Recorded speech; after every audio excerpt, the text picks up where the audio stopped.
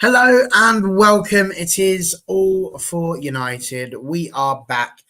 What a week it's been. I mean, what a weekend it's been, even just from that. It has been a crazy few days trying to get ourselves in tune with everything that's going on.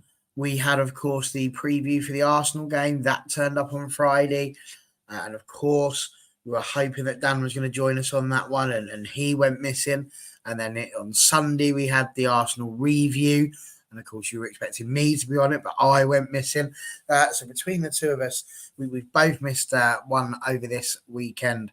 And then, of course, last night, if you haven't had the chance to see it yet, I would recommend you get yourself over to All for United WFC and just sample the flavour. It ended up going on for nearly 3 hours, that show, as we had the party of parties and got as many people on as we possibly could to talk about Manchester United women winning the Women's FA Cup, which they did 4-0 against Spurs.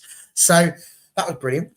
And of course, now this evening, we are back again, but this time to talk about a very, very big game coming up, which is, of course, Manchester United against Newcastle. And there's a few little subjects that we're going to want to talk about, but I think it's right and proper that we start with the news about Raphael Varane and the fact that he has come out and told everybody that he will definitely not be at the club next season. He will be leaving at the end of this one.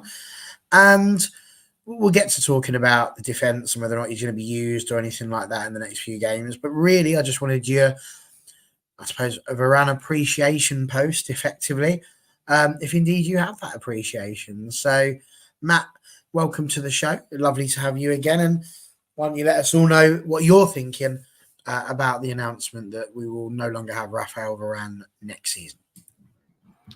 Yeah, thank you very much for having me again. It's great to be on again. Feels like a lifetime since I was last on again. Like it does, time flies. Yeah, it's an interesting one, the Varane one. There's been talks for about a good number of weeks now that he wasn't going to be offered a contract, and also they were in talks. I think he was about reduced wages or something daft like that. I think there was. I think it was looking inevitable that it was going to be a case where he's going to leave at the end of his contract. And I think that's going to be the same for quite a few players this summer. I don't think he'll be the first one to be announced. I think, obviously, Martial, we know, is definitely going. Obviously, that's not been officially announced by the club. But that's probably going to happen probably in the next couple of weeks or so, I'd imagine, once the season's over. And probably a few more. But it's a shame with Varane. I think had we got him a few years earlier, we would have seen the benefit of him a bit more. And that's like a lot of players we've signed in the last few years. We signed them a bit too late in the career, I feel. And injuries have just hindered him massively. It's been a real big problem. But yeah, no, it is a shame. But at the end of the day, the club have got to do what's best for the club. And he's not played a lot recently. And you can't afford to have players like that in the squad, unfortunately. No, I mean, I suppose that seems reasonably fair. Dan, would you go along with that? Yeah, I would, to be fair.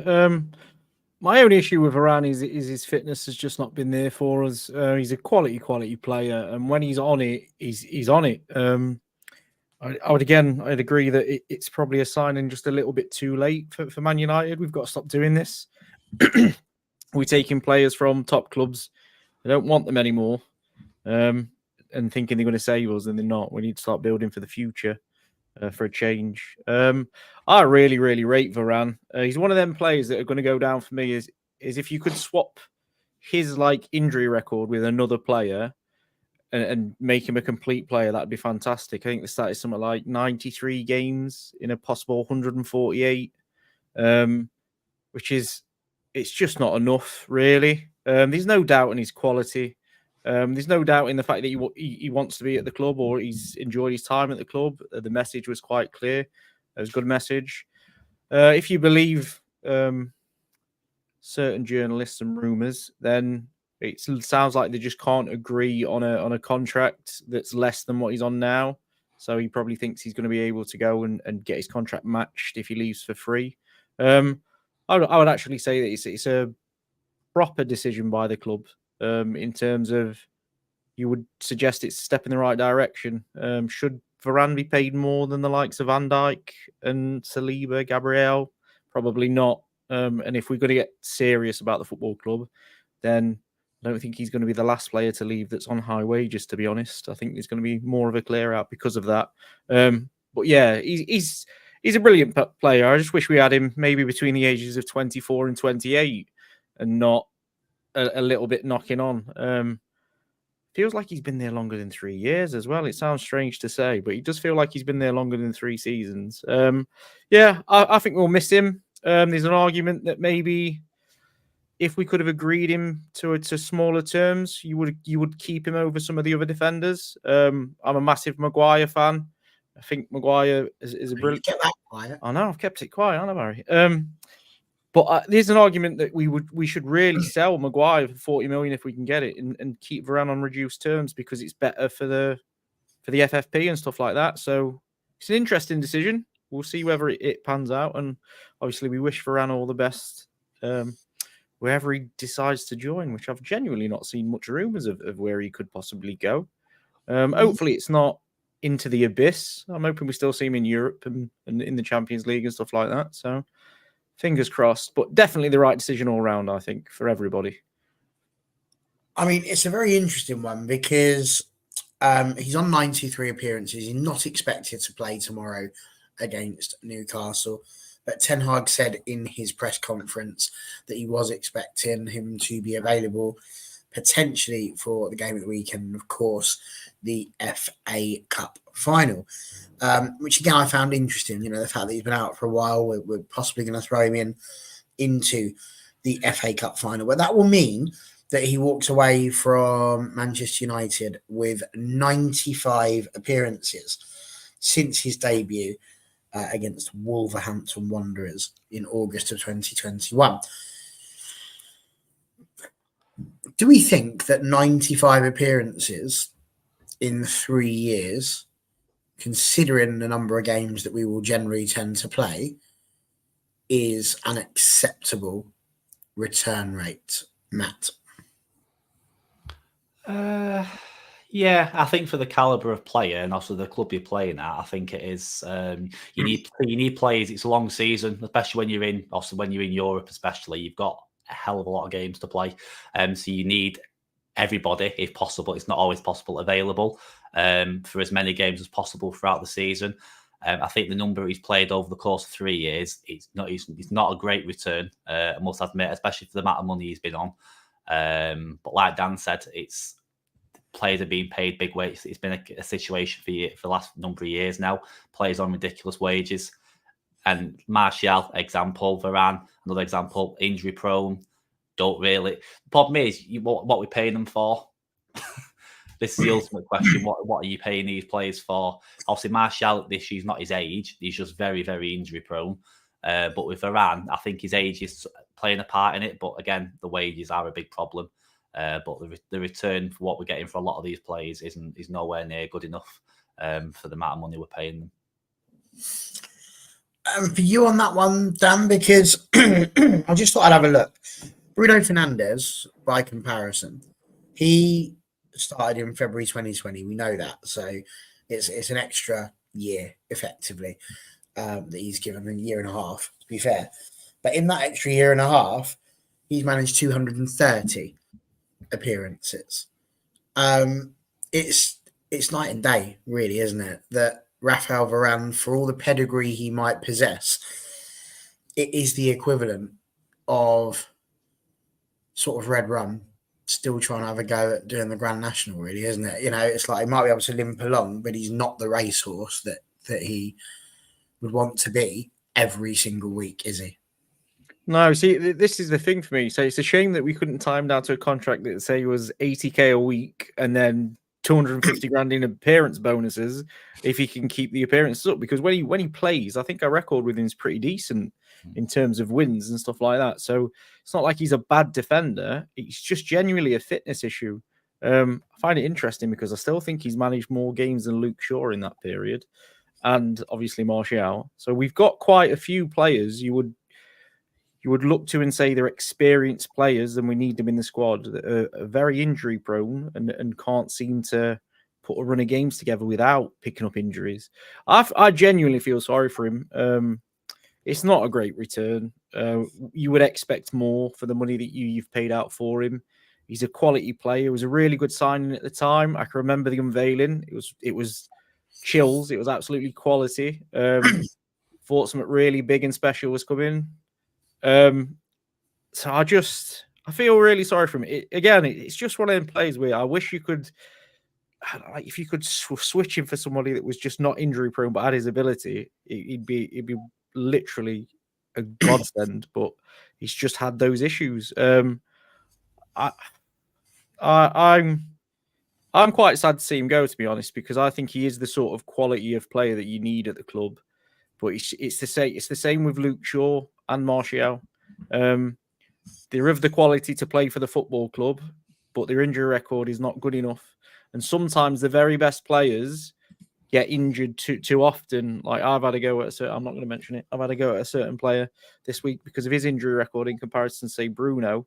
And this is why sometimes a player that's fit and available is better than a player that's world class. It's just it's the way it is sometimes, unfortunately. But I do feel sorry for him. It's just not worked out like everybody had hoped it would work out.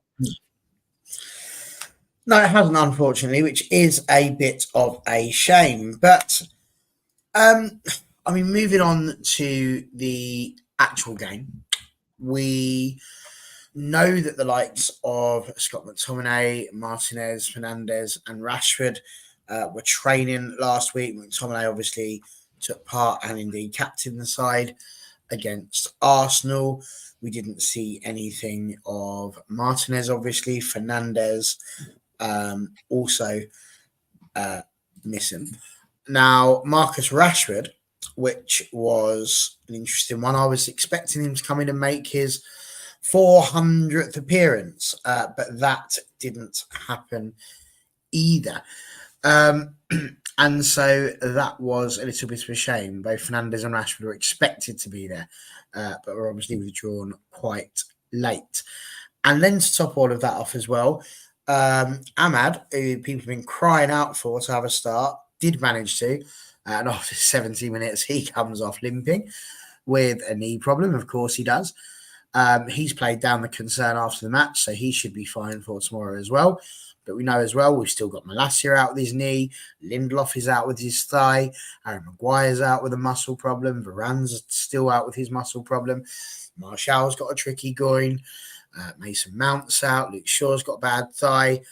And of course, Willy Camboila's only just got out of the treatment room as well. And will require assessment along with Fernandes and Rashford. And I just think when you look at all of those things, we are still... Now, Newcastle had their own injury problems. They had their own issues that they needed to worry about. But we are sat here still with a team that, again, you look at the bench for the Arsenal game. Amas, Ogane, Camboila was obviously on the bench and made a bit of an appearance. Forsum, Ericsson, Collier, Wheatley, and Anthony, along with Biendir in goal. And you just think that the bench feels so weak at a time when we are needing to attack, when we're needing to really have that strength in those last couple of games, in the hope that we're going to win a match would be nice at the moment, just so we can have a chance of some sort of European football. Matt, what are you thinking about the lineup for this game against Newcastle? Are you bothered? I know we sort of have this conversation about the lineup quite regularly, and it's all gone a bit funny. But genuinely, this is it now. If we want European football, it's now or never, as Elvis once sang. So, what are we going to do? How are we going to put out a side that is going to fix together? Are you hoping that the others are fit? What are you hearing? What are you thinking? I suppose it's all hope at the moment, more than anything. From what you're saying today, it doesn't sound very encouraging that we're going to have really anyone back, barring Martinez. I think the only one that he mentioned that's like a definite that's going to be back in the squad. Rashford, like I said, Rashford and Bruno, I think they're going to assess them, I believe. So that's probably like a last-minute decision. It would help if we could get even if Bruno and Rashford were back, it's literally better than nothing. We've got Martinez back. Will he start him? I'm not too sure. I feel like he's trying to keep him and protect him for the final, personally. But like you say, the last 2 league games are just as important because we're fighting for some sort of European football. I think other than that, I don't really see anyone else returning. But like I say, the defence has been a massive issue. I think having Casemiro, obviously, as poor as he's played, obviously has been out of position the last few games. I think having him back in midfield may make a difference if we have our defenders back. But yeah, it's a tricky one. It's not going to be an easy game tomorrow because Newcastle are also fighting for European spots as well. So it's not like they're not playing for anything either. So I think depending on who's back and available, I think we just need to. He just needs to put his strongest team out, whoever is available, whether it's involving Martinez. I think he needs to do something just to shore up the defence and hopefully get Casemiro back in his proper position again. Indeed. Sorry, Tullen, all I can hear there is excuses. Dan, he knows where I'm going with that one. Dan, this is what Box reckons. I'm evil, and we all know it. Box has put he'd change it up. So he would go, it would be India in goal, Dalot, Wan-Bissaka, Cambuala, presumably if he's fit, and of course Amas at left back. You would then have Mainu, Amrabat, and Collier in the midfield with Ahmad, Wheatley, and Hoyland. Now, you've been an advocate of putting the kids out. Does this sound like music to your ears? Or now that you've seen that in the flesh, does that make you feel a little bit more like you are putting too much on their young shoulders? I wouldn't do it. It's too late to do it now. Newcastle are not a poor team. Arsenal aren't a poor team. If you're going to bring in kids, you bring it in a game that's not as high pressure. I think, to be fair as well, some of these lads are playing now. So I know Wheatley scored 2 tonight for the under 18s. So I don't think he might be on the bench, but he's unlikely he's going to start the game tomorrow. But it's just a bit too late to do this now. I would do it against the likes of Burnley, Sheffield United, Crystal Palace, where you can afford to make the odd change. And again, I'm not saying to play these kids every week, but just give them a chance, give them a run out, give them a start in them sort of games. Because for me, this season's been, I know it's a pessimistic point of view, but this season's been done for months. That we've had no consistency in performance for 6 months, 8 months. We had a period over Christmas where we did okay. And then it's just chopping and changing, square pegs, round holes. It's the same. So, are you saying then, Dan, that you would play this team like you're seeing there against Burnley? I would have played that team against Sheffield United and Burnley, yeah, at Old Trafford. Why? Because not that exact team. Like, I would get rid of Wan-Bissaka at centre back, and I would play Jackson instead, and possibly Dalot left back. Do you know what I mean? I'd make a few changes so it wasn't square pegs round hole. I would say that this is the game plan. We're having a left back at left back, a centre back at centre back, a right back at right back, because ultimately these kids aren't going to get any better in men's football until they play in men's football. So whether you take that risk and you play them against the lower, Sheffield United got 16 points and they've won 3 games this season. Like, they've lost the last tricky one. I get what you're saying with that. I was a bit worried about the idea that, you know, again, when we're trying to literally, because we are in a place where we are trying to fight for every point that we can possibly get in the hope that we get up there. You know, yeah, I think that's where I'm pessimistic, though. I'm for me, the season was done a while ago. I mean, you look at Spurs and Villa's results for the last 5 or 6; they're really poor, and we're no closer to them, and we should be. But we've been that inconsistent. I've asked this quite a few times. Like, name a United player under Ten Hag that's been consistent, and there's only one, and it's literally Fernandes. Rashford was good for a season, dropped off. Martial was good for, I think his record when he played for us last season was amazing. He just doesn't play. Same with Maguire, struggled last season, done all right this season. Varane, in and out. Casemiro, really good last season, not as good this season. We only seem to have one consistent player, and I think that is genuinely from just chopping and changing too much. Like, Wan-Bissaka at left back didn't work, did it? Like, everybody saw it didn't work, so he swapped it again. He's got Dallo at left back, Wan-Bissaka right back. So again, then are we in the argument? I know that what's his chops? Tony would say, that Luke Shaw's the only world-class player that we have. What I'm hearing there is that really the only world-class player that we have is Bruno Fernandes, because he appears to be the only one who is least affected, for want of a better term, I suppose, rather than not affected. But he's the least affected of all of our players when we make these changes. Yeah, no, my issue with players like Varane, Shaw, them in particular, it's even Martial, it's not that they're not really, really good players. It's you just can't trust them. You can't trust them to be on the football pitch. And if you can't trust them to be on the football pitch, how do you build a team around that player? Whereas Fernandes, you can trust him to be on that football pitch. I mean, what is it? Two games he's missed through injury since he joined Man United. So you can trust and you can build that team around him. And harsh as it's going to sound is, if Martinez comes back too early and gets another injury, is an argument that he's becoming injury prone because he's missed the majority of his season through injury. Same with Malacia. We need to start building around players that can be trusted. I said on the last show that we did, getting competitive, I don't think is going to be like a decade process. Winning something might be, but being competitive isn't. So it's just about, for me, I just want to see players playing in the right position first, and then we build from there. So I would make some changes, but I do think he's left it a bit late. I wouldn't do it against, like, Arsenal at Old Trafford was not the game to bring in Amas, was it? Or Jackson or whoever. It's too much pressure. Same as I would say Newcastle at Old Trafford. And then even Brighton away is a tough one. You say that, but people like Rashford come on and do these good things against these players, these teams. It's sometimes putting them in the one where you know that everybody around you is going to be a bit more up for it can be the one that helps. Sometimes the problem with throwing them out there against the likes of Sheffield United, with the greatest respect to them, is that some of the senior pros aren't as pumped up for a game against Sheffield United as they are against an Arsenal or a City.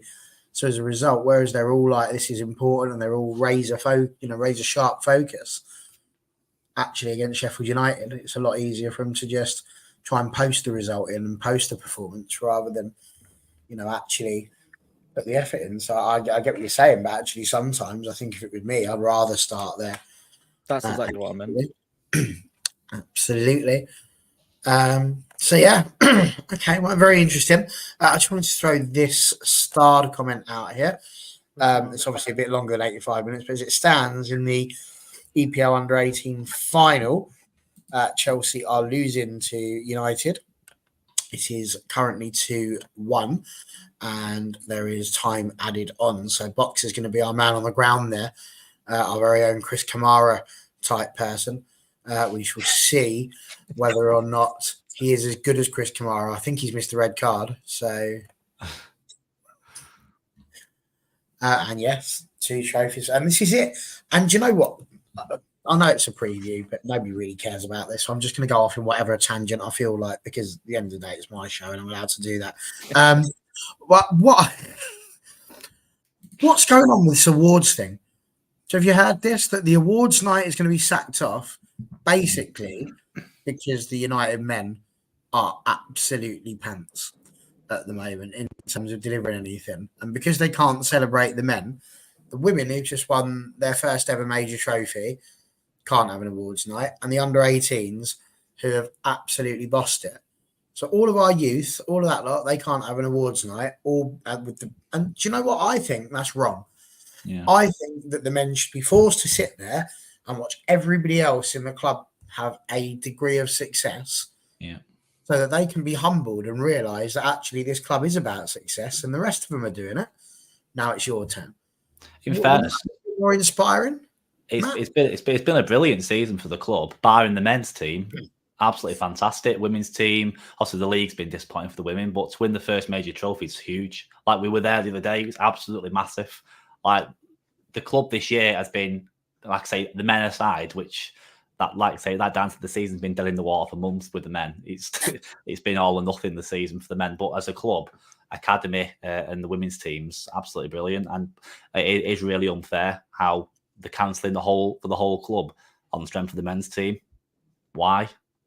It makes absolutely no sense. It really is unfair. But apparently I read something, I don't know how true it is. I think it was The Athletic said something not long before we came on, saying that the women only found out about it being cancelled through The Athletic themselves reporting it. Yeah, I've literally because I saw a few people comment like Ineos have shown a little bit of disrespect towards the women's team a few times now. Mm-hmm. Like, obviously, he didn't go to the FA Cup final; he went to the Arsenal game. Do you have to point out? I know you. I'm sorry, I don't want to interrupt, but although he didn't go, as in Malcolm Glazer did he? They did send a representative from Ineos, and that was made clear last night on our little party. So I just wanted to point out there was an Ineos representative, and of course Varane Glazer. But he was there. So I just felt, just in case there's any solicitors watching, we're not alleged. But no, I just think there is a few times this season. I can remember something leaked earlier in the season about the women's team, and they moved it off the dock of a board meeting and completely left the women's thing out. So I just think it's really disrespectful. Not only should the men wanted to be at this awards season, I get they've got a big game coming up, but they should be able to focus on an FA Cup final against Man City. If you're telling me that these players, if in essence that's what Ineos have told me, this last 24-hour FA Cup final against Man City, the kit was shafted because the complete wrong players at the club. Then if that's the case, if you can't get up for an FA Cup final against Man City, it's mental. But I think it's disrespectful to the women and the youth teams. They should be taking inspiration from these teams and what they've achieved this season. And I mean, I'll just shine a light on David De Gea. He's in every single comment section for the women's team, buzzing for him, leaving comments. And I've not seen many of the other men do that. And it's about bringing the club together as a whole, because it's not just under 18s, under 21s. It's a club, and that's what it should be. Like, I've really enjoyed watching the women's football this season. I'd say it's the first time I've watched it this season. It's been really impressive, and unfortunately I was out for dinner, so I didn't get to watch the game, but I was buzzing that they won it. And this is what the men's team should be striving for. Can we have a double FA Cup season? That would be absolutely amazing. So they should be taking inspiration from watching Ella Tombs' goal. And I mean, by the way, whoever took the video of that goal, Barry, from the stand, it was on All for United Women, but it was I'd like to claim responsibility for that, but I'm afraid that was a Connor job. It was. I've watched it about 50 times. How she gets that much swing on that ball is David Beckham-esque. It was just, it's out, it's in. And I was just like, wow. But yeah, it's really disappointing, I think. I think it's a little bit, it's a huge letdown. Should be a night of celebration. And it's really a shame that they're saying that the men wouldn't be able to cope with that. You're in an FA Cup final against Man City. Completely. That's a lot about the men's team. It's a facade. You can't sit there and go, oh, yeah, it's all because they're trying to get ready for a match. It's not. It's absolute pony what they're coming out with there.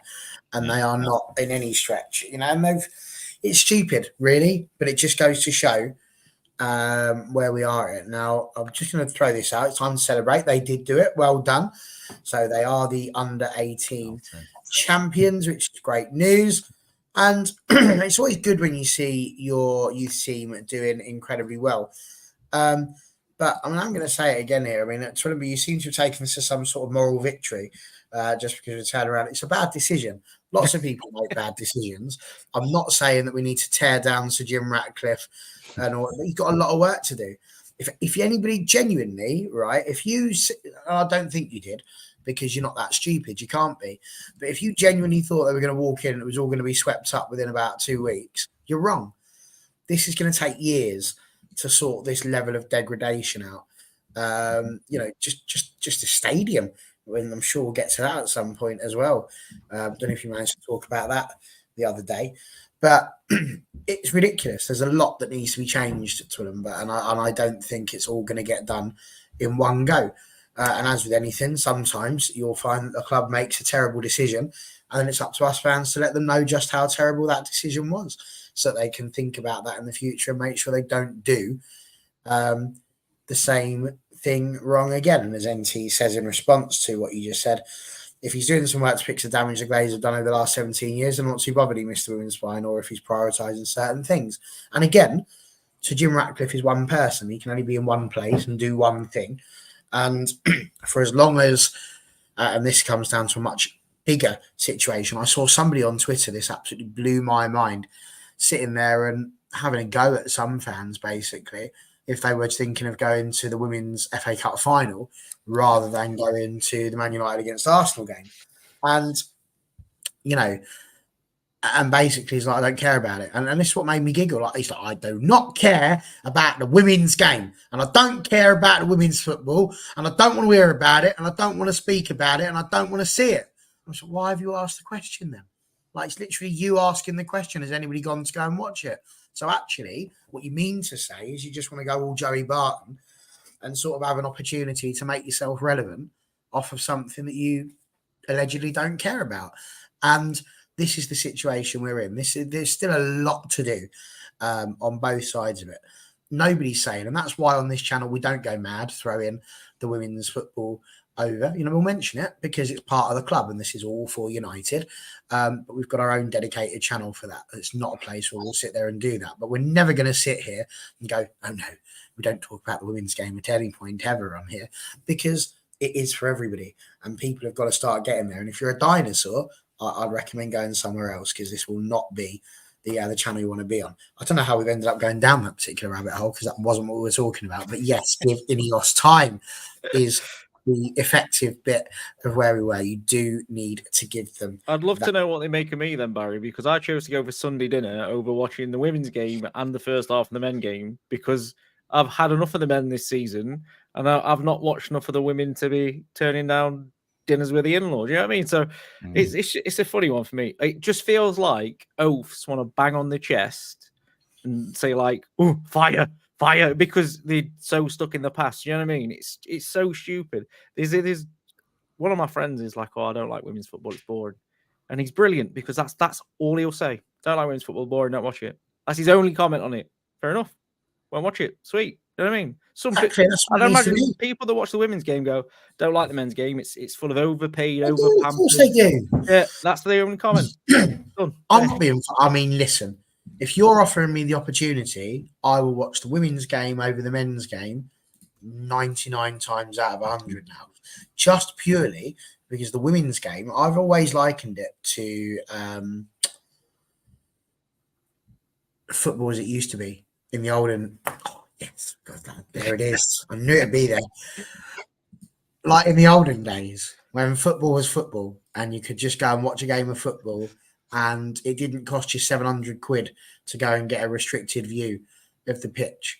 You just they're in betting adverts everywhere. There isn't. Yeah, it's not all about money. And boards were hand operated. There you go. Sabutio was a realistic representation of what a football pitch was like, where you could build your own scores. The good days of football, the days when someone like a Roy Keane or a Brian Robson would go for a tackle and a broken leg was probably a yellow card. These sorts of things, that was football. And that's what the women's game is nowadays. It's the people's game at the minute because it's accessible, it's affordable, and you can actually just go and watch a game of football. You don't have to sit there and worry about all the other drama that's going on. And don't get me wrong, the referees needs a bit of work, but it is. Anyway, we have massively digressed.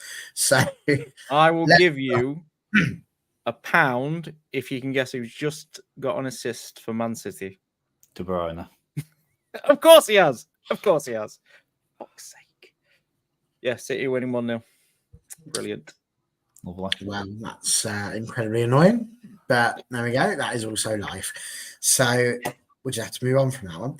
So anyway, what particular bit were we on? I'm a bit lost as to where we were gone to. We've spoken about Varane, and then I went down a different sort of rabbit hole, which I wasn't expecting. You did say you was going to go on a tangent, to be fair. Listen, I love a tangent, me. I'm going to have to pause. I'm going to row back. Go back to where I was supposed to be. We were talking about injuries, and we had a lot of talk about injuries. Looking at the other side, though, Alexander Isaac could potentially be out. Nick Pope had to watch. He didn't play after a shoulder injury. He's only just got back, so he could potentially be back. Kieran Trippier did come off the bench and could potentially start. There'll be no Callum Wilson, no Fabian Schär. They've also got no Matt Targett, no Lewis Miley, no Joe Willock, Jamal Lascelles, Sven Botman, Sandro Tonali is also out, although that is a ban rather than an injury. But he could still potentially include Harvey Barnes, Miguel Almiron, and Joe Linton. And it's interesting because I think Newcastle are up there, having had a similar sort of number of injuries as ourselves. And we all sit here moaning about the injuries and the sort of the situations that has left us in. But the simple truth is that they are 3 points better off than us, having played the same amount of games, and they've got a 26 goal swing in terms of goal difference.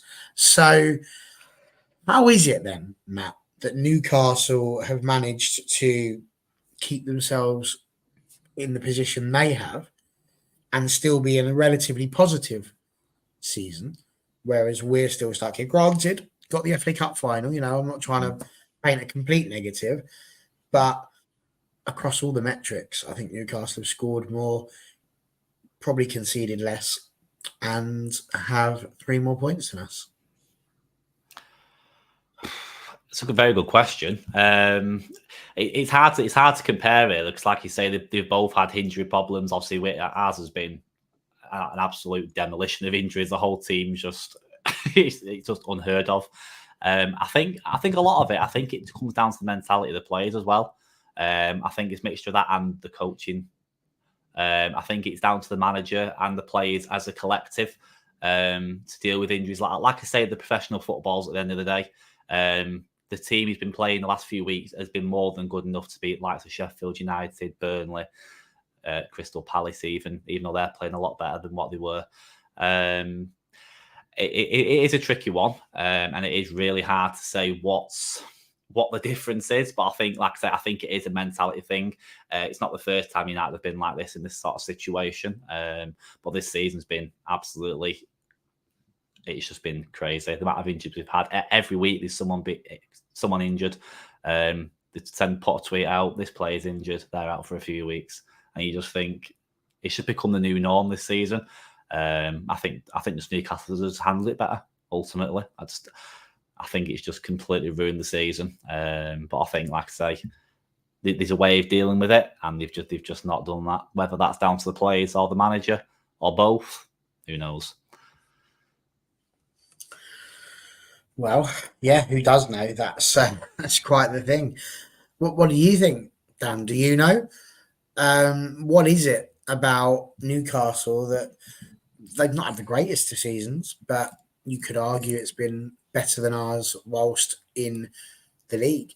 What is it it's the 26 goals that do it for me. How has there been such a difference in terms of them having a goal difference of plus 22 and us having a goal difference of -4?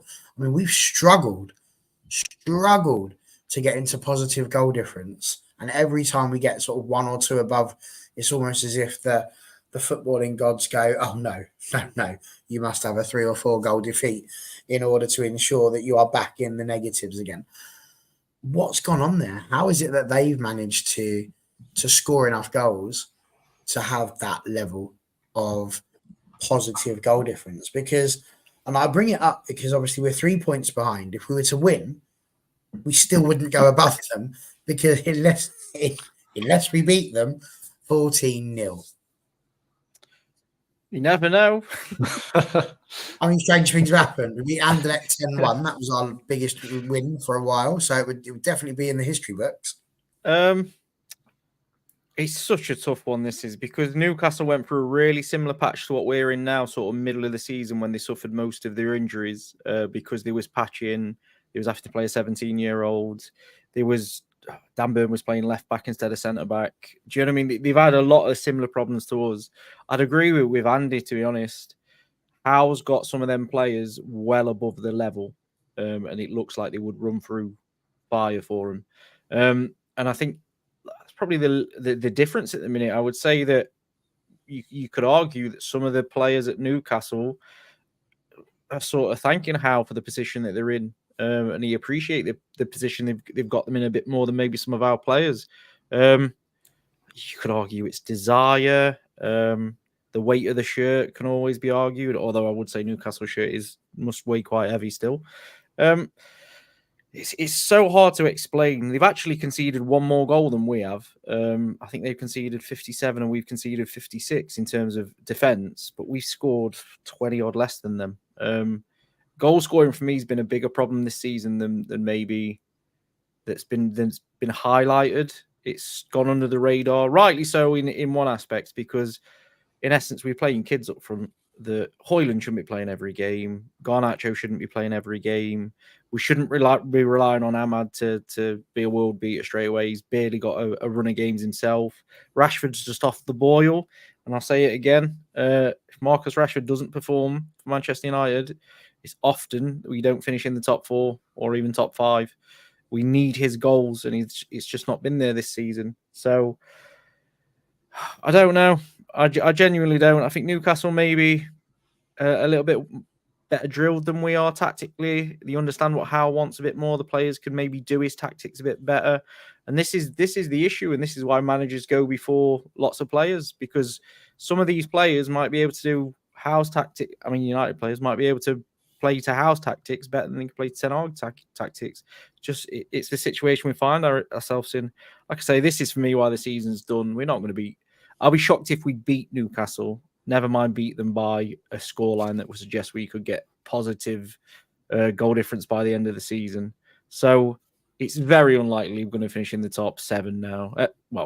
Top 6. We could possibly finish 7th. But then do we want I don't even know what it's called, the Europa Conference League, I think it would put us in.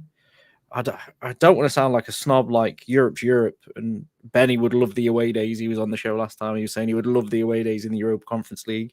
I would take them to some strange places. So I'm sure he'd love to go. But do we really want that? Is it going to help us? I don't know whether it will. It's not going to attract anybody special, the Europa Conference League. I would personally use it to blood some kids. There's no Europe. I can't. This is where I lose interest in talking to people sometimes. I'm not trying to have a go or a dig, but I do, because you just sort of think to yourself, you want the best. I've never understood it. I can remember people saying back here in Stevenage, you know what, we don't want to go to League One yet because we're not ready for it. What? Just go and enjoy it. Yeah. What's the point in playing a bleeding season of football if you don't want to finish as high as you possibly can? You know, at the end of the day, with the Conference League, going into a final. Look at the Carabao Cup, right? The Carabao Cup, any of us will know in our history of being a Man United fan, we've always looked at the Carabao Cup and called it a Mickey Mouse Cup. Always. Yeah. When we were sitting there winning the FA Cup and the Champions League and the Premier League, we're all sitting there going, oh, you only won the Carabao Cup. Nobody cares about that one. It's not very important. Oh, what a crap trophy. But did we call it a crap trophy last year when we won it? No, we were delighted because it was a trophy. We weren't sitting around a trophy when it takes us above Liverpool. Exactly. We weren't sitting there going, oh, look, this is the best trophy ever in the world. Yeah. But we were pleased that we'd won it. When we won the Europa League, did we sit there and go, look at us, champions of Europe again? No, of course we didn't, because there's a Champions League. But were we sitting there going, we won a trophy? That's something. Of course we were, because it was a good thing to win. Now, by the same token, we never won the Conference League. Am I saying that if I had the choice of the 3, that's the one I'm going to pick? No, of course it's not. But ultimately, having that ability, I think, is a really good thing. And I see Andy saying, keep us out of it, and he thinks we'd benefit from a season without Europe. We've had that. We've had it far too many times. Manchester United should be in Europe every single season, whatever form of Europe that takes. And we should be doing it to the best of our ability. And I can never understand people saying we won't benefit from it. It just makes us worse. We get less money. whether you want to agree with that or not, because you're going to get money for being in European competitions. So if you're not in Europe, whether it's an extra fiver or whether it's not, you're not getting any extra money. So you're losing income, you're losing revenue. And everybody tells us we want the best in class. Well, then if you want that, you need European football. And I just don't understand it. It's classist, it's elite, and I hate it. I hate it when people want to sit there and go, I don't want European football. Like even Goldstein was doing it the other day. I don't want it. I don't want to be in Europe. Same thing as Andy Bean said. I don't get it. From my point of view, I never will. My only concern with being in the Europa Conference League is I would use it to blood youngsters and give them time and get that experience, etc., and use the second team like Fergie used to with the League Cup, with the thingy. But I've genuinely got visions that we're pushing towards top 4 and Ten Hag's putting a full team out on the Thursday of his very best players because he doesn't rotate them, and we're picking up needless injuries because he wants to go far in everything. And do you know what I mean? But the point with that is, and again, I'll argue it until the cows come home, there's really no difference between Thursday and Sunday and Wednesday, which people keep on trying to say to us, it's either way, 2 games a week is 2 games a week. It's always got a similar amount of days between it. And again, yes, you might do, but that's up to the squad management. That's the whole point, is that you've got to manage your squad. You've got to know which youth. Like at the moment, we're playing youth because we've got no other option. Are we playing Cambuala because he's actually a really good centre-back who we see being blooded into the side in a permanent fashion? Or are we playing Cambuala because we've got literally no other choice and he's all right? In other words, I think that's the is he going to problem. be the next Axel Twanzebe, where he plays for a bit, but ultimately we're looking to ship him out in a year or so because there's other people that we want. And this is it. It's about building a squad. And this is where I don't see enough of that. He talks about recruitment. We'll move on to that now, actually, because Ten Hag speaks about the recruitment. And he said, and I agreed, actually, when I read it with what he'd said, he said Marcus Rashford was a 30-goal-a-season striker last season, which was interesting because it was the only time in this history he'd ever scored 30 goals. But he was saying he was a 30-goal-a-season striker. And what we did was we bought Højlund to complement him. Now, I couldn't work out if this was a thinly veiled dig at Marcus Rashford for not scoring 30 goals and not being at the level that he has been and basically effectively putting some blame on him, or if I've just misread that in communication. And actually what he's trying to say is that, well, if Rashford had been on form and, Højlund had been all right as well, it would have been okay. I don't know. But what he's saying is that it added to it. He didn't have an infinite amount of money. So I kind of agreed with what he was saying there. I could see where he was going with his recruitment. But to me, this is what we're talking about with recruitment. The recruitment policy needs to be 2 players for every position. For every position, always. And then when you've got that, you're in a good position. Because you can then afford to make changes. You don't have to change the whole team. That just ends up causing problems. But when it comes to a midweek game, you can say, right, well, I'm going to go with this team this time. And then you do switch it around. And the switching around thing is important. What's NT put here? I used to say that playing Thursday had some impact on teams and still think there's an element to it. Though for United, our pre-season will be bigger factors for handling the games. It will be. But it's a fallacy. I'm sorry, nobody will ever convince me. Because if you're going to give me that argument, then playing Tuesday and Wednesday has the same effect. It is as simple as that. European football is going to have an impact because you're playing an extra game. That's the whole purpose of it. And it's because of that we're not playing FA Cup replays. It's because of that extra time and things like that have been taken away from matches. This is the whole point, is it all gets taken away for the purpose of European football. And we're sitting there going, we don't want it, thanks. Now, I don't want to be that guy, but I am going to be that guy. We literally have got players in our history of this football club who didn't make it back from European competitions because of the fact that we, as a football club, were the club that were putting a stand up. European football in our country really only exists because Manchester United made an absolute pathway for the rest of the world, for the rest of the country, to be able to take part in it. It was Matt Busby who wanted European football. He wanted Manchester United to be in part of it. And the league did not want Manchester United to be part of European football. So how is it that 70 years later, almost, we're sat here going, yeah, we don't care if we get European football or not. We should be the ones that go, do you know what? Yeah, we're going to get it, and then we're going to win it. And then the next year, we're going to do better because we're going to be in a different European competition. And those are the standards. Not just, oh, it don't matter if we don't have it, in my opinion. But moving back to the recruitment bit, what do you guys feel about that? Do you feel, listening to what Ten Hag's saying, that the recruitment policy at this club is correct? Because you look at Sancho and Varane, both came in at the same time.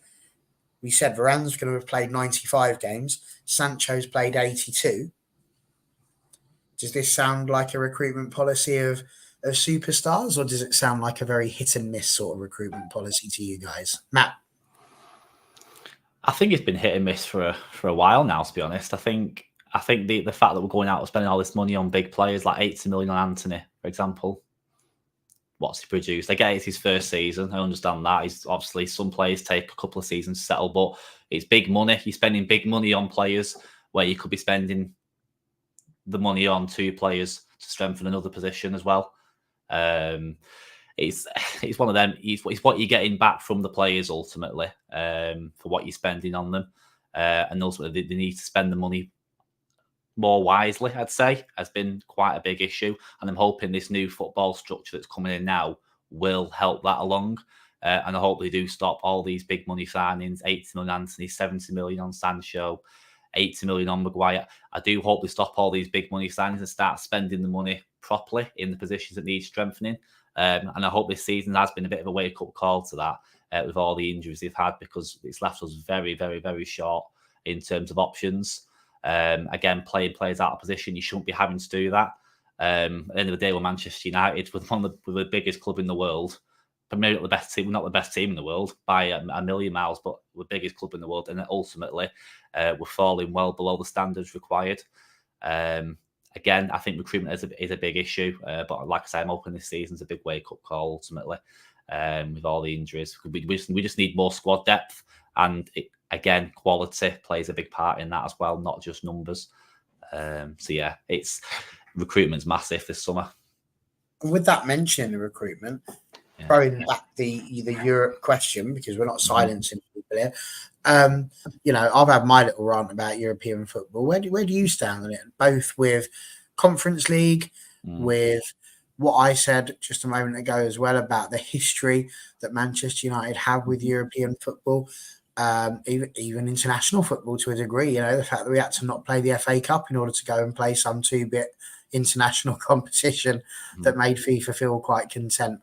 What do you reckon with regards to it? Should we be fighting for that final spot, even if that is where we end up in the Conference League? Or do you go along with Beanie and think, actually, a year without any European football would be a good thing? I don't think it'd be a good thing, to be honest, personally. I don't see what the benefit would be. I think, again, it comes down to the standards. At the end of the day, you're playing less games if you're not in Europe. Again, players aren't going to get a chance to play. And if Ten Hag is still there next season, you've seen he doesn't like to rotate very often. So if we're not in Europe, he's definitely not going to rotate, which again is going to lead to injuries again, because players are playing game after game after game. So I think that's one reason why I think we need to fight for some sort of European competition. And at the end of the day, we're Manchester United. Whether it's Conference League, Europa League, whatever it may be, we should be in some sort of European competition. And it makes the season more interesting. You're fighting on all fronts for everything. Who wants to be sat there watching Man City, Arsenal, whoever play European football, and we're just sat there with absolutely nothing to watch because no one wants to watch them playing European football. We're just sat there waiting for the next league game to come along. It's not what you want. But yeah, no, I think United always needs to be in Europe. That's just Manchester United all the time. That's just how they should be. They belong in Europe. They belong in the Champions League, but at the minute, we're not at them levels at the moment to actually qualify, and we've not been this season. But yeah, I'd take the Conference League. It's not the most glamorous European competition, but end of the day, it's Europe and it's more money, and hopefully it'll help in the transfer window, which is crucial. For what it's worth, I would actually change the way that we get our European slots. I hate the fact that it is the top four that get the Champions League. I would be quite content to see the winner of the FA Cup the Carabao Cup, and the Premier League, Yeah. take the 3 spots. Mm-hmm. And then because it's 4, I suppose you'd have to give it to the runner-up. But I'd much rather see it be the top 2 and the 2 domestic trophy winners, and only go to third, and then only go to 3rd or 4th if the winners of the league. So, for example, if City did the treble again, or if we did the treble again, you know, we would obviously have the position because we finished first, but then because we won the other 2 trophies, it would give 2 league spots the opportunity, and that would make, I think, more sense, because at least then it would be a Champions League. At the moment, it's really not. You can be 4th and then still go and win it the next season, which is a bit mad because you're not a champion. Dan, what do you make of the recruitment policy conversation? Just to jump on the FA Cup thing, I think that's an absolutely fantastic idea. I've been saying that for ages. Champions League positions for the FA Cup winner would A, make the FA Cup really relevant again, because every single Premier League side would want to win it. Yeah. And if you look at the history of the FA Cup, it's literally for the last 2 decades been top 6 teams that win it, with the odd like surprise. So Wigan. Yeah, exactly. Teams would take it a lot more serious. And can you imagine Wigan getting a Champions League place? They would be in a much different position than they are now in terms of funding, etc. So I think that would really, it gives football a bit more back to the purists as well. If we did that, we talk about the women's game and how it's still a bit more pure, a lot more pure than men's game is currently. That gives football back to the purists. A decision like that, I think that'd be great. The recruitment, I've not seen these quotes. I'll be honest. Barry saying it backstage is the first time I've heard these quotes, and I am baffled. Really, really baffled by what I'm hearing here. We've sold James Garner for 8 million to Everton, a player that would fit right into our midfield at the minute, and we bought in Safran Amrabat for 10 million, who's been woeful, and we've only got him on loan. And then I don't know whether Ten Hag's just trying to gloss over his own transfer policy with the likes of Amrabat, Anthony Malacia that haven't really worked out all that well. So he's trying to defend himself.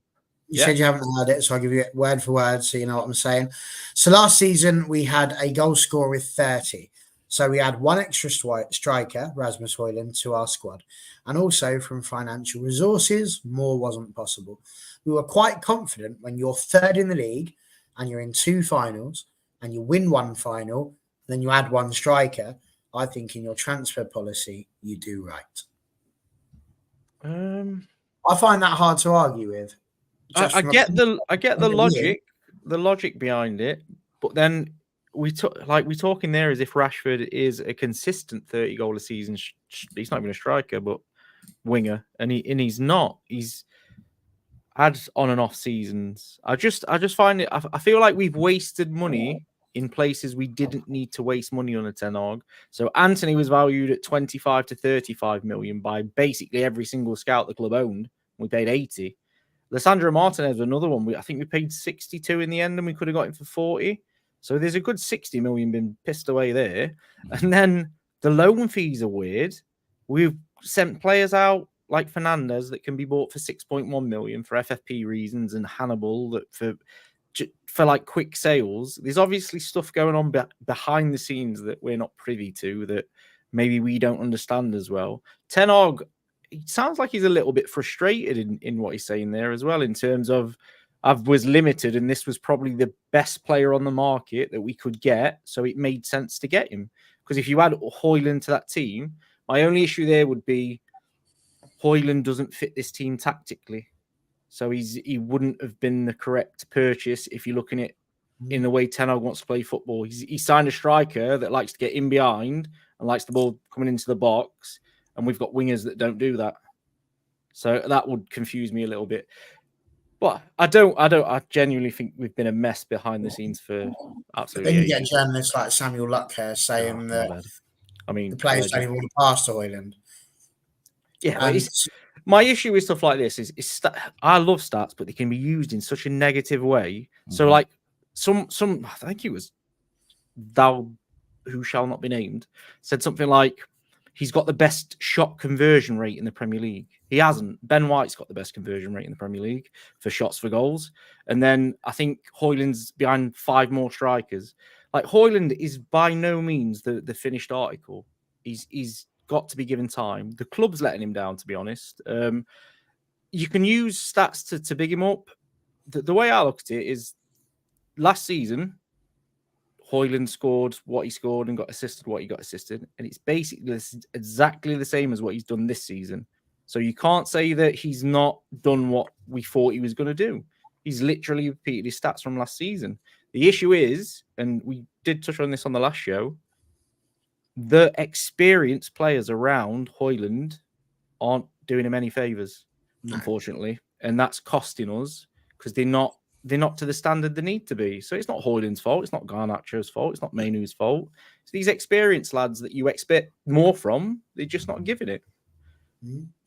Well, exactly. And I think that is the hard... But if anybody's wondering, by the way, Dan is not in a situation where he is getting celestial visions and like the Lord is talking to him. Having that, he's got a TV installed in front of his stuff.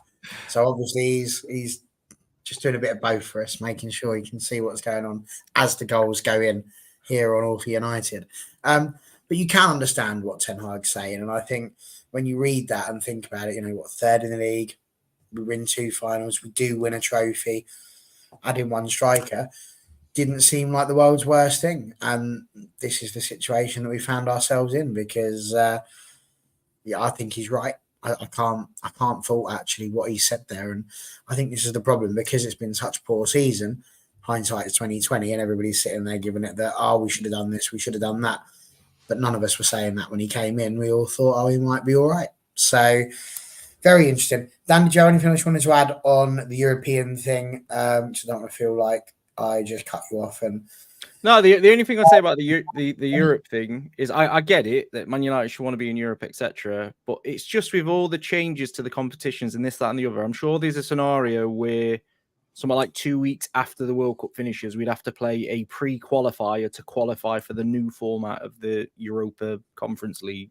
So it adds another 2 games in the middle of nowhere, like pre-season wise, you've got to then fit in. I just think some of it's a bit of a money grab for me in terms of. I can't agree with it. But equally, if I was going to play a pre-season friendly, I'd quite like that pre-season friendly to mean something rather than it just to be us in the middle of Slovenia, Arsenal in Shanghai or something like that. No, but I do get it. I get it in terms of my worry is just his squad rotation is not fantastic as it is.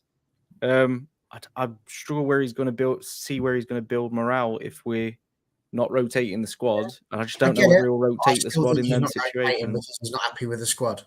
No, yeah, you agree with that. Yeah. We need mass changes in the summer. But no, I did have a question. What was my question? I don't know. What is your question? Tell us, Lord.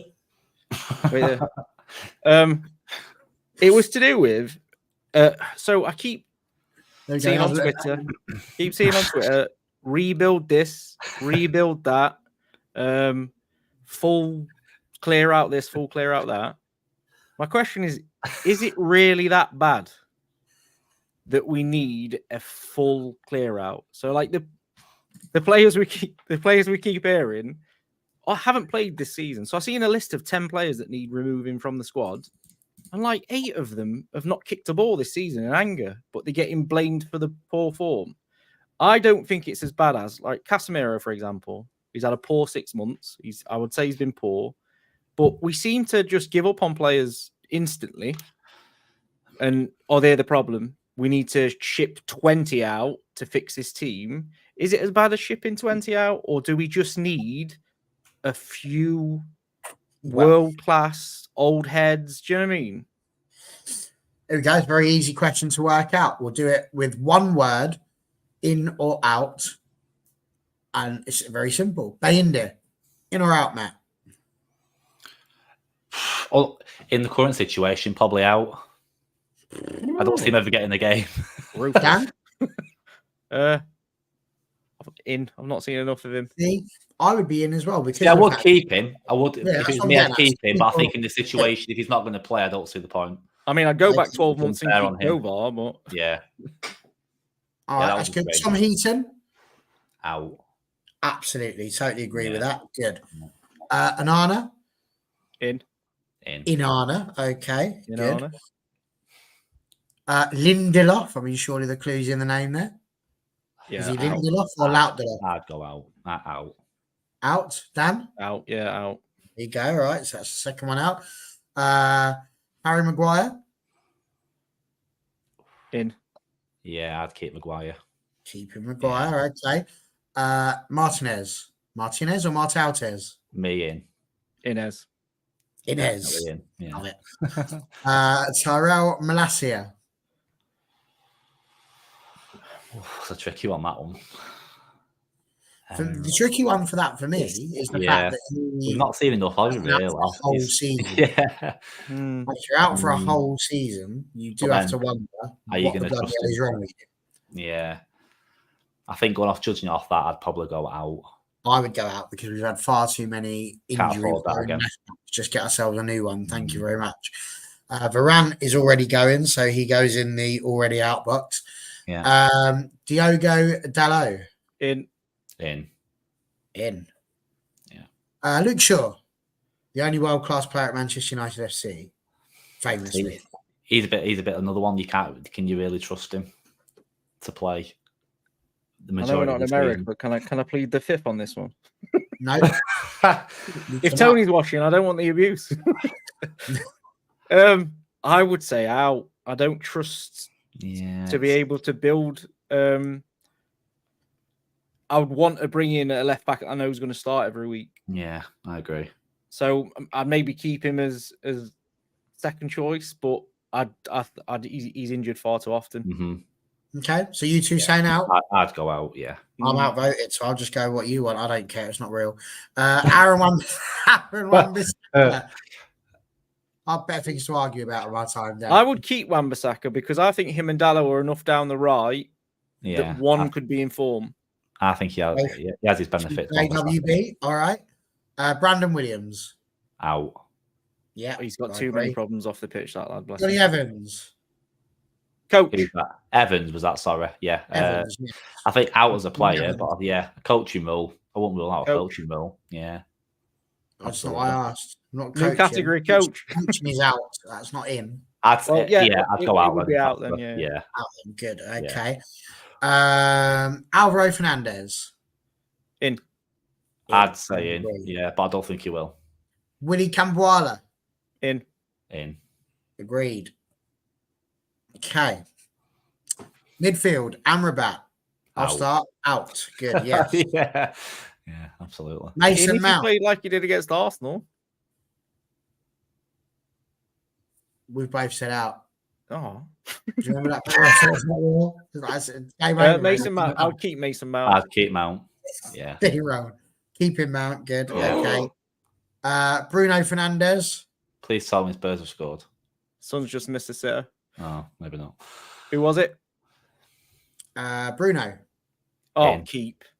Absolutely. 1,000,000%. Anybody else nearly cry when they heard the rumours this morning? Me. I'm so glad that David Orstein tweeted to say that he's staying. Snap. Of course he's staying. He's not going anywhere. He knows. Oh, panic mode, honestly. No, he's never going to. Christian Eriksen or Eric's out? Out. 100%. Out. Oh, good. Ahmad. In. It's the best hokey cake we've ever done. Casemiro. In. I'd keep Casemiro.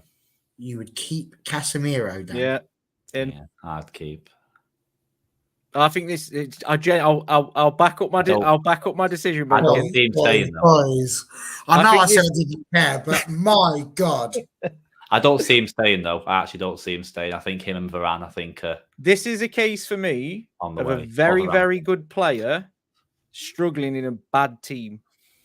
I think if you put the right players around Casemiro with the right tactics in midfield, so like someone with Fred's legs that can do a bit of work for him, we would see the Casemiro that we signed that got us Champions League. We wouldn't see the best Casemiro if we cryogenically froze him and then played him against No, but he was absolutely world class for us last season. He got us in the Champions League, and he won us the League Cup. He's 36 now. 30. He ain't got the pace. He's not that old, is he? He's I making think we silly missed moves. Fred. I think we actually missed I'm Fred. not having this. Let me check. Might have it on here how old he is. He's only 32. That's old, man. Take it from No, I He's genuinely 32, he's running like a 36-year-old. Yeah, no, I I don't can't see him argue with playing. that. No, because I'm 42. I'm 36. I'm really offended. He's I been don't at see him full. playing. Everything that's gone wrong since he's gone in defence. He's not a I'm centre not back. talking about the stuff Yeah. before. It's been from him. Yeah, The but he's 4 not a goals centre we back. conceded, it's been him. I'm not And saying this keep is him at world centre back class. though. But No. I wouldn't keep him at all. I wouldn't keep him as a doorstop. Well, I hate to do this to you, Barry, but me and Matt said in. You don't hate to do it. There's moments like this when I wish I'd shut up earlier on so I could have had a bit more democracy. No. Oh, I can't believe he's staying. That has absolutely blown my mind. Palistri. It's a tricky one. I don't see him getting a chance, so I'd go out. Out. I don't see him. Dan? Yeah, I would say in, but I don't know whether he'd get the chance either. I'll be honest, I've not seen enough from him, so I'm going to go in as well. He'd be Because good in the Europa Conference League. now you're talking That's my it. language. Yeah. Donny van de Beek. Out. Thank God. I thought we were going to have an argument there about, well, he's just a good player and a bad team. Probably Maynard. I'm not going to have that argument. Yeah, He's there's in. no point in Honestly, that one. otherwise Right, can yeah. leave. Scott McTominay or Scott McTomalte? Yeah. In I'd for probably- sure. Good. Daniel Gore. In. Oh, Dan, you got. See, the problem is with these Loan. players, they're not really getting. They're not really getting chances in the team. I'd keep him. I would keep him, but they're going to get chances. This is a Keep him for a loan. Yeah. Yeah. Hannibal the Cannibal. Out. Yeah. I did like the fact that he kicked some Liverpool players, but Other than Man that, City have got a penalty. Just stop depressing me, Dan. Forson. In. yeah, I'd go in. He's had a few. He looked okay when he's come in the team. Obviously, he's not played much, has he? But It's interesting. You're both going in. I've not seen enough from Forson for me to sit here and think that he's going to be. I want to say in and alone. Yeah, well, it's irrelevant because as you told me earlier, and as I told you, you've both gone in. So it's irrelevant whether I want him out or not. But I just thought I'd put it on record that I don't think Amari Forson is going to be a big star for Man United. But he might be great for Macclesfield. Anthony Martial. out. Do you know when we was talking about players that I wish you could give them someone else's body because they're quality players? He would be one of them, but out. Out. Good. Okay, we've agreed. All out. Marcus Rashford. In. In. Good. Good answer, boys. Well done. We're back. Quick stat for you, Barry. Go on. Guess who has done the most pressing sprints for Manchester United this season? It's going to have to be Marcus Rashford. Marcus Rashford. See, it was a bit of a crap quiz. You need to ask me that not immediately. Just because you said Rashford, it reminded me. That's what I mean. So it was a bit obvious. But Like, you wouldn't think that, would you? you wouldn't. No, 'Cause with he what does. we see, what we hear, we wouldn't think it. And by the way, cracking answer. Very good. Hoyland. In. In. Garnacho. In. In. Anthony. I'd been out. I'd been out for a while. I'd say out. In as a left back. We he both kicks off, smell. he How do kicks you off. like it? Jadon Sancho. Out. Out. Good. Yes. See, that's what I had to do. Shola Shoretire. Out. Yeah. I've not seen enough of him. Well, Is that what Ron all the time? And he's never even around. 5, 10, 15, 20, 25, 30. So out of 34 people that we've just named there, Dan, we are saying that we would keep 19 of them. So that's 15 out, one of which is already confirmed. So when How you many say of them- you need How many of them outs have played a lot this season? No, you see, that's a stupid question to ask me. I've only done a tally system, mate. I can't. I thought you were ticking against names. There it is, look there. Yeah, I thought you were ticking against names. No, sorry, I couldn't write the names down. So yeah, can't answer that question. Stats not available. You'd have to go through in your own time. I'll have to have a look. But I would say that's probably right. But I still don't think that's massive. You say that would leave us with 19 players. That's not a whole team. But when you think about it, you're exactly right, because 19 players is one thing. I said you want 2 for every position, so that's 22 players. Get ourselves 3 decent signings during the summer. You've got a base. And then you work on that, you know. And if you get to January and you go, do you know what, this isn't that great, brilliant. And then we do a swap. What do you need to strengthen on? Where's the position? And you target it, you focus it. You go, do you know what, this is what we're going to need. We need a right back more than anything else. Like in January, we should have gone, let's make sure we've got a left back. Oh no, hold on, we had one and we sent him away. Granted, he was crap, but still, at least he was a left back. But yeah, there we go. The span of the team way out. So that Columba team out. Andy Bean in. NT in. These are people that are staying. I'm not saying let's get rid of Twilumba. That's not how it's working. It's just he's said he's off. He'll be back with something positive. He's left his own accord. Oh, he will be back, and that is what we love about him. He's like a boomerang. Now, another stupid thing that's been going around that's been quite annoying actually is there is a lot of talk about the injury crisis at Old Trafford at the moment, with a lot of people saying, I've heard Souness say it, I've heard Rooney say it, that people that are injured choosing to be injured. I've heard, I can't remember who it was who said it. It was quite interesting. It was, what's his chops? Jason McAteer. No, Paul Merson. Oh, Paul Merson for the Arsenal game was also saying he'd be amazed if he played 100 games whilst fully fit, and saying that if the medical staff are saying I shouldn't play, but I believe I can play, that I'm playing, and nobody else has the right to tell me otherwise. Now, there's a part of me, you know, that subscribes to that. You look at Terry Butcher. You know, you weren't telling Terry Butcher he had to come off of the football pitch. He would get himself put together with blue tack and super glue, and he would carry on.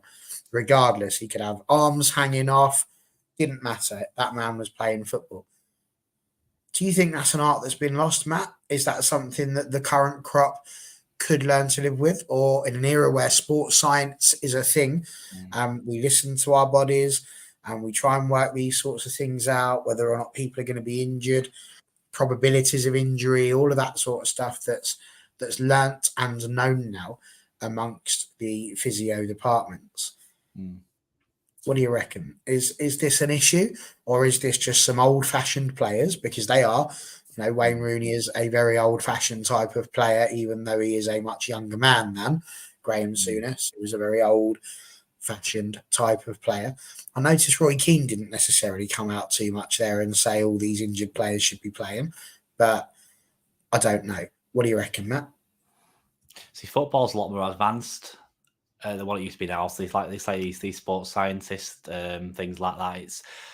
I don't agree with it myself. I can't imagine that many players are all faking an injury. I find that hard to believe.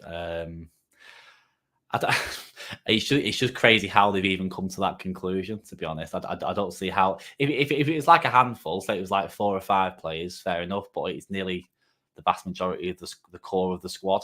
I just don't see how they think that everyone's faking an injury. End of the day, if medical staff are deeming them not fit enough to play, I suppose you've got to take their word for it.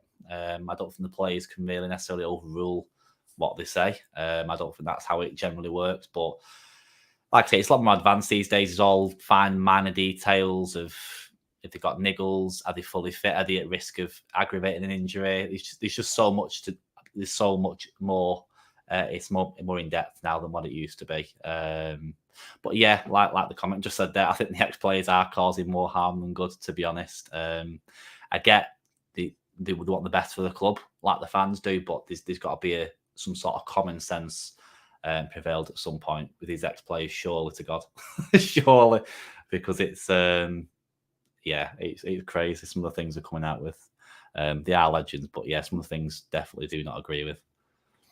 We are Twilumba's drug of choice, that's for sure. Because he was going 5 minutes ago, and he's still here. He's like, I can't turn it off. Bless him.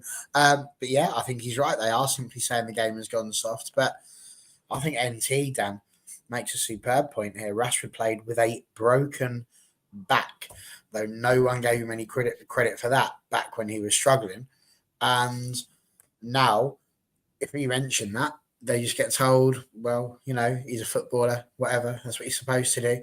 Now, it's interesting because Matt will know a little bit about this, but Jade Riviere got an injury on the field in the women's game. And I bring this up because it caused a big old to-do between Connor and myself, because Mark Skinner let Jade Riviere go back onto the pitch for about 2 minutes, where she took part in about 3 challenges before finally coming off again, which potentially could have injured her further than she clearly was.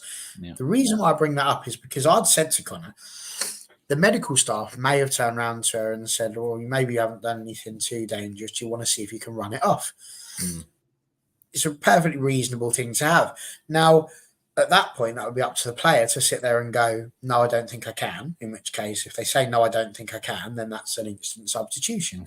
Or she might go, yeah, I think I could probably have a go and try and run it off, see how I feel, give it a minute and see what's going on, which would be the sort of attitude I would expect most players to take, because ultimately, you want to play football. You know that an injury is going to potentially cost you your place in the next game, because that's going to be in the manager's head. Are they fit? Are they ready? What are we going to do? What do you think? Are we in a situation here? Because Connor completely disagreed. He was like, the medical staff should have just taken her off. It's got nothing to do with the player. Where do you stand? Do you think the player should have a good say in whether or not they're able to play the game? Or do you think it should be down to the medical department and that's that? So, me personally, it should be down to the individual player in terms of, there's a big difference between you get injured on the pitch, they say to you, do you want to try and run it off? Then your medical staff telling you you're not fit to play, you take an injection to play. They're two completely different things. If you're on a football pitch and you twist an ankle or you get a dead leg, go try and run it off. If it turns out that you can't, it's probably something more serious, so you normally sit down and you get subbed. That's the way I've seen football all along, to be honest. The confusing thing for me becomes, we've had injuries all season, and the narrative, and I'm going to say narrative because it's a narrative, it's nothing more than that. The narrative was the medical department are to blame because they're rushing players back from injury, they're not listening to such and such, they're expecting players to be straight back in the team straight after injury, and they shouldn't be doing that. The medical staff are causing injuries. Then certain few players have missed games recently, and now the narrative is, they could play if they want to. They're not man enough to play the game anymore. They could have an injection if they wanted to, or he's only got bruised ribs and a bad ankle. Rugby players would do it, and it's a narrative that switched. I would say this with 99% confidence. Liverpool had an injury crisis when Klopp first came into Liverpool, and I can remember a situation where they had Fabinho and Henderson playing centre back at one point because of this sort of stuff. And not one ex-Liverpool player would have said, them players are faking injury. It's literally the narrative that's being pushed. I was so disappointed to see Wayne Rooney say what he said. And I genuinely I don't think he meant it how it came across.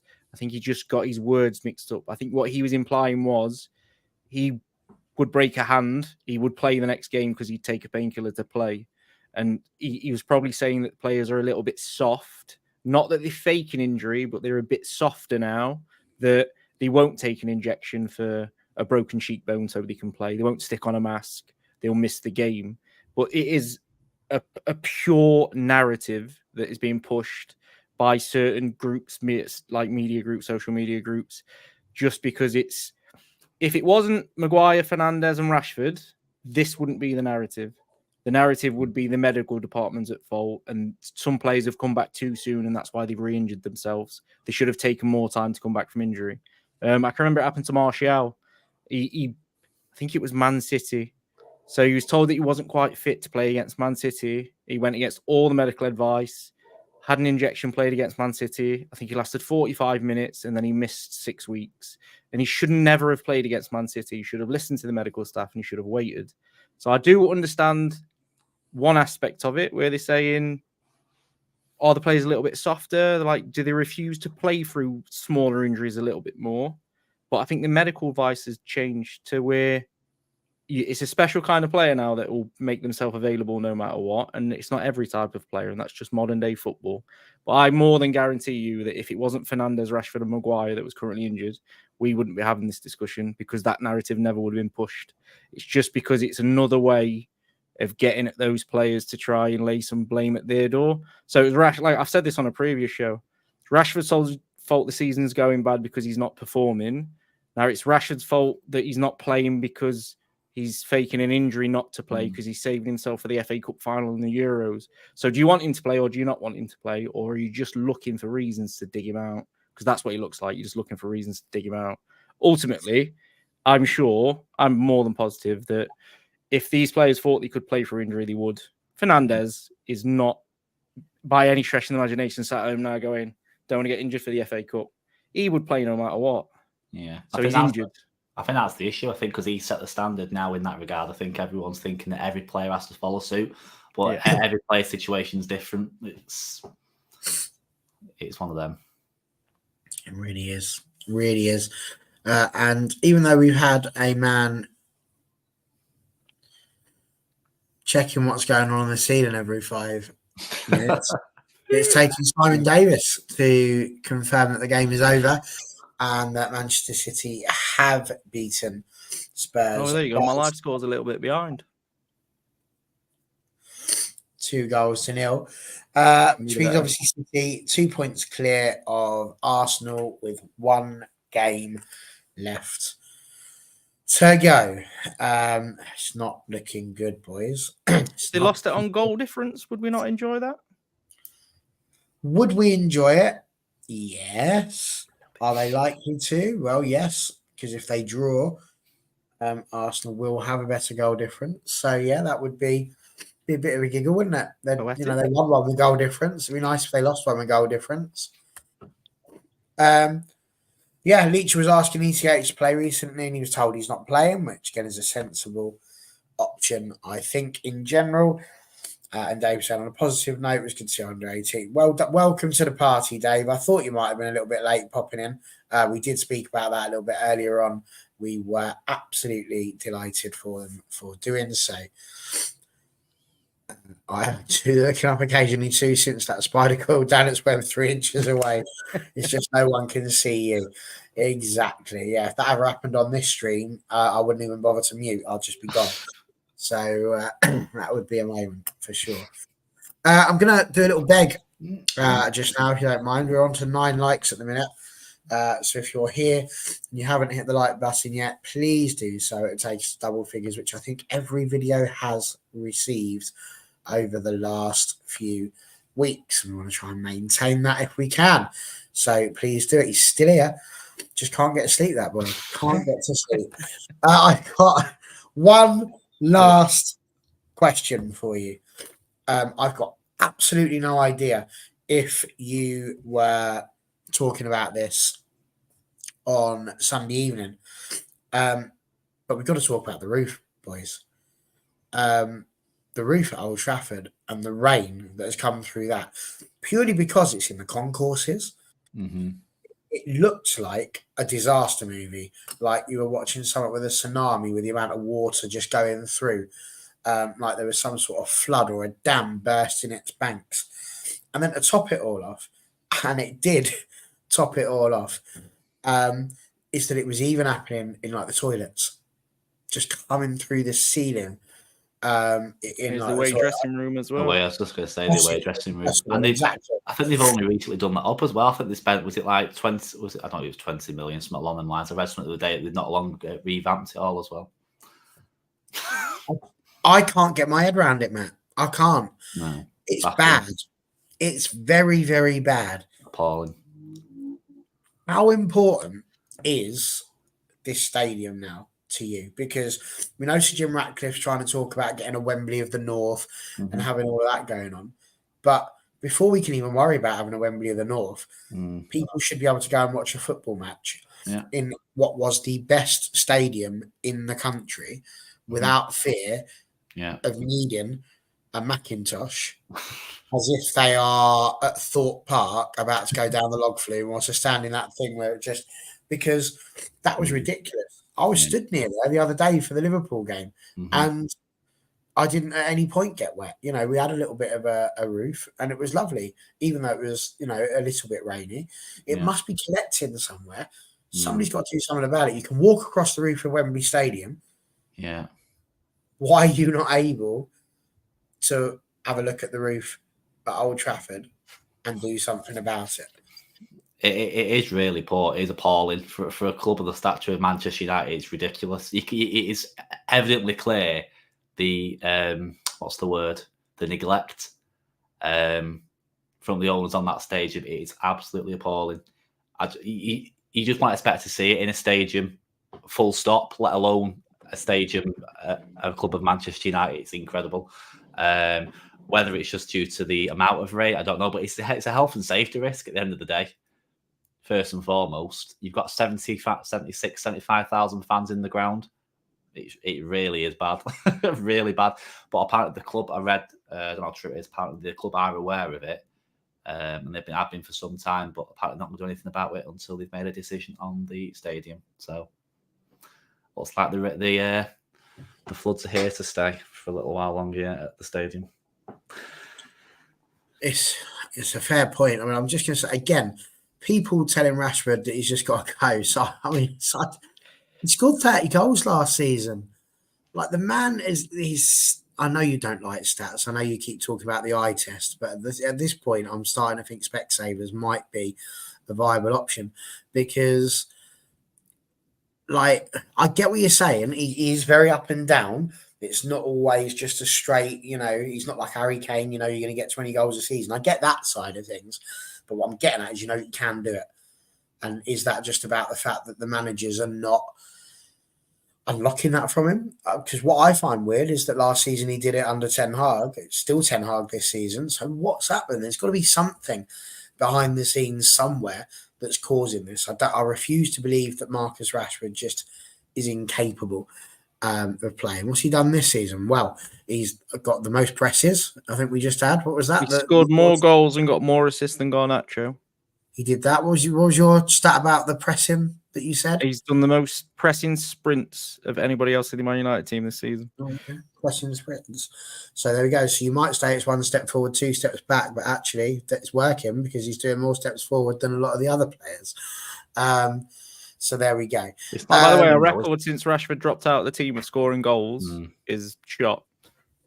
It's not just him. What's anyone else done in the team this season? Yeah. Well, like I say, it's consistency.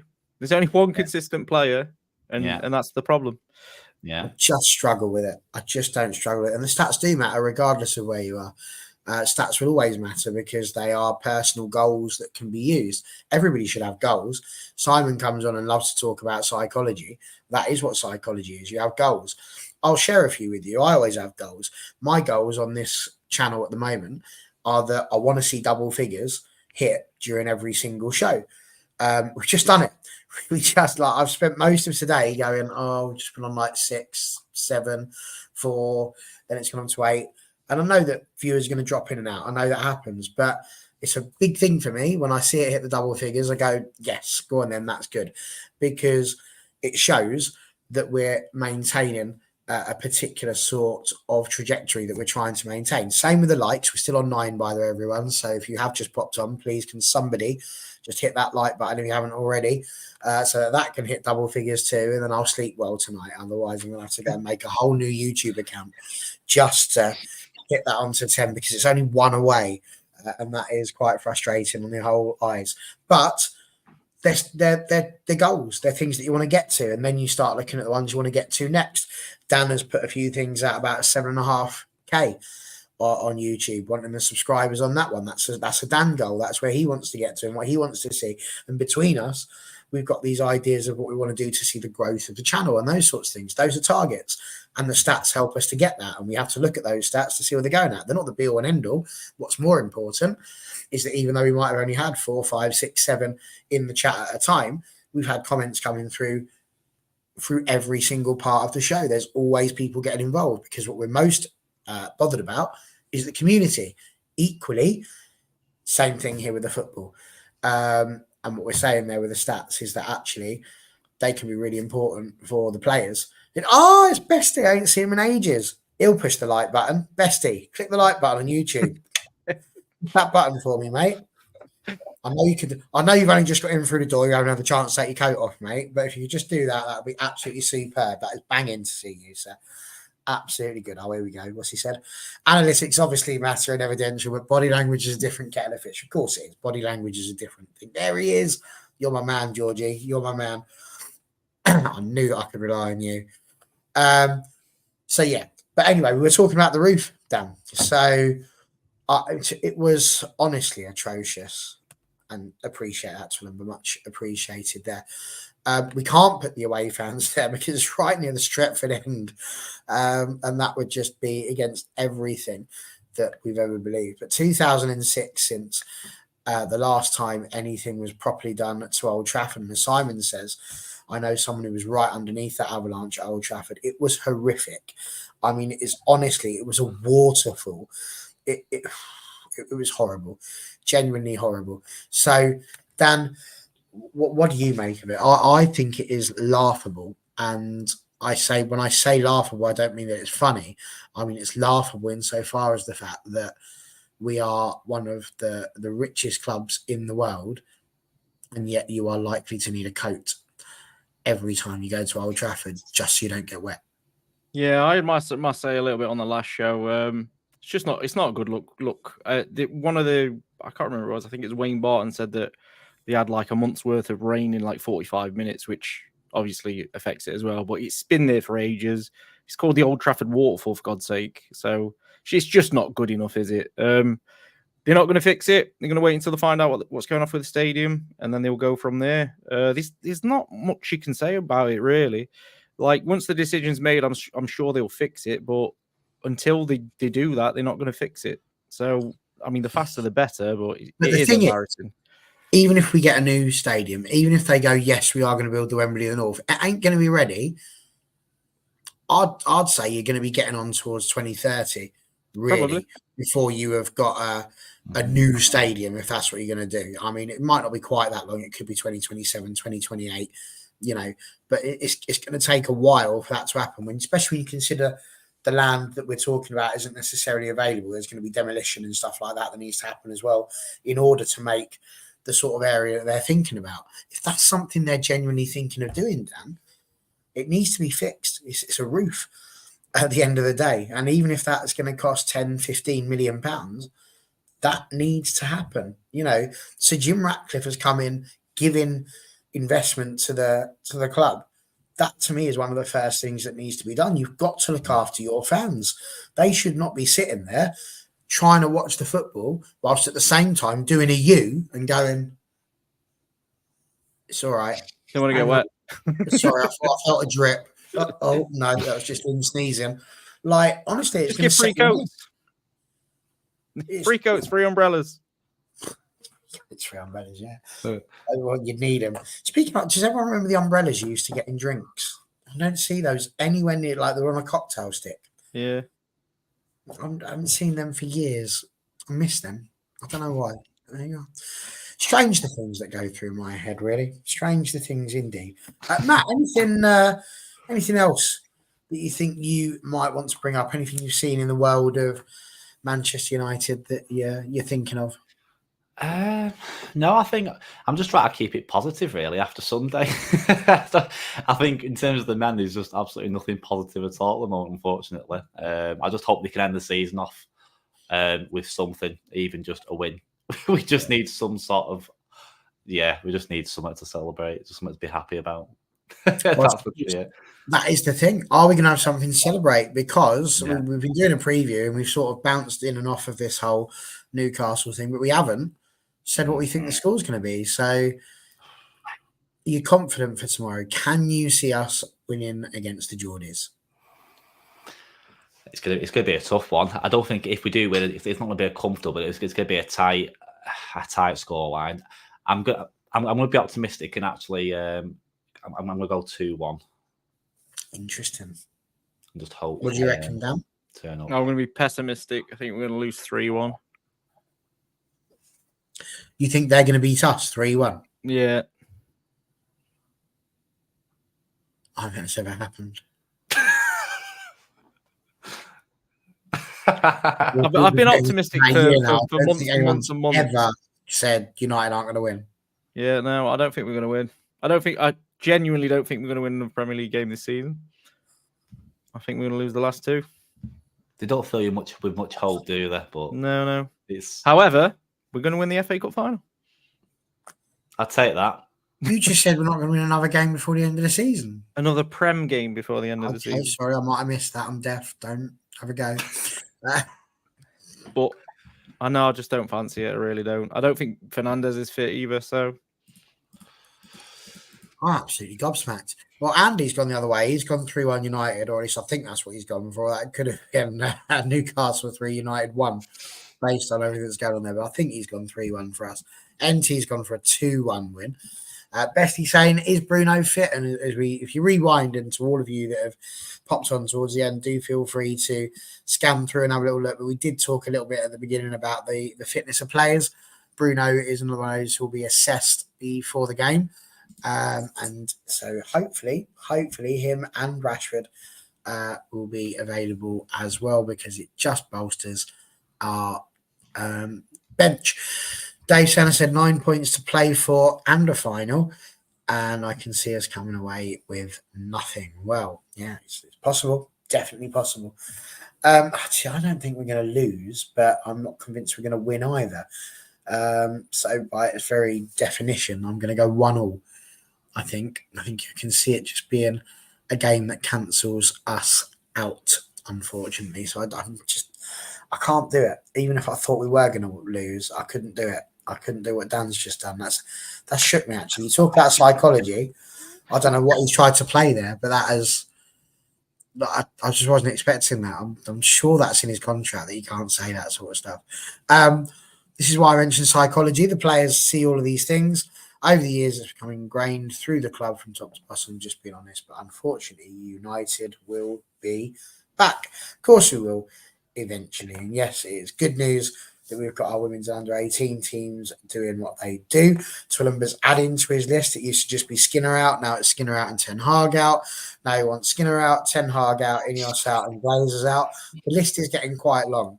I don't really know who else you can add to that, but build on it, mate. Let's see how big that list is by the time we get to the end of the season. I'm sure we can find some Kath on reception, throw her out, why not? Years, but she didn't answer his telephone call. Let's get her in there and all. I'm sure we can find plenty of people to put on Twillenberg's list. It's like Chris Jericho's list. That's it. You're on the list of who's going out of United. So there we go. That's 4. Let's see who else we can get. Gang, it's been superb. Matt, where can people follow you if they wanted to? It's at __ Matt Morgan. It's just at the bottom of me. Drop me a follow, be much appreciated. But yeah, it's been a great show. Thanks for having on again. And it's been a long one, hasn't it? 1 hour 45. Yeah. Pleasure to have you back as well. And Dan, are you able to explain to people what caused you to miss the show the other week? I would rather. Where did you go? I'd rather move past it rather quickly. What happened was, I'll be quick. My internet broke, and somebody inexplicably put my phone in airplane mode. So I didn't think I had any internet on my phone, but it turns out I did. I just had it on the wrong setting. So it was a very, very special moment for me. And I lost the respect of a co-worker because of it. I've never felt More someone look at me importantly- so stupid before, honestly. And what was great about that, though, Dan, was that I was sat there going, I'm really worried about him. And I think you were on the show, weren't you, Matt? Yeah, I think I might have been. Yeah, I think I may have been actually. Because it was me, you, and Mark.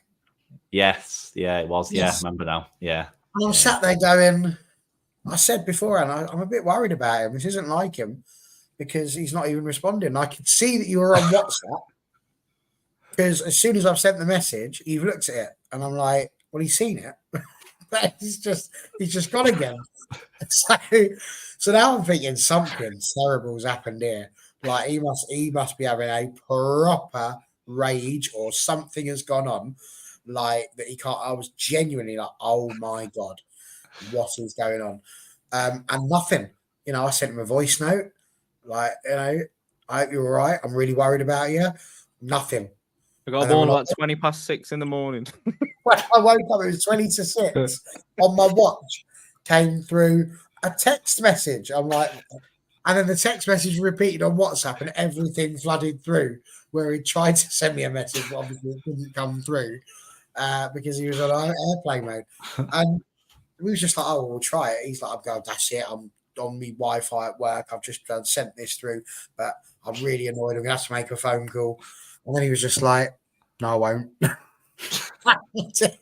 It was just because of airplane mode. And I was just, it was brilliant. So, yeah, it made me chuckle. And I said to him, well, I'm not on Sunday, so you'll get away with it. But I remembered, and I think he deserves it for saying that United are going to lose. NT, Roy Keane would not be pleased, Dan. I'd avoid eye contact with him all week if he was around. To be honest with you, Dan's been avoiding eye contact with anybody today, hasn't he? So there we go.